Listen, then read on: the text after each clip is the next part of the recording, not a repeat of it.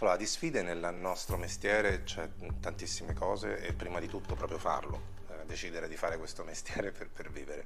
Però sicuramente una sfida che ho fatto, che ho preso, è stata quella nel momento in cui ero in compagnia con Luca Ronconi al Teatro di Roma di decidere di andare via dalla compagnia perché mi sentivo che volevo cercare altro. Da una parte questa cosa mi ha portato sicuramente a delle cose importantissime, dall'altra però per buona parte della mia vita e ancora oggi mi spiace non aver fino in fondo potuto godere di un'intelligenza superiore come quella del maestro Ronconi. Avrei desiderato essere una mosca a ogni sua lettura di copione, però ho accettato questa sfida, per un anno e mezzo non ho lavorato e poi dopo le cose piano piano hanno riniziato.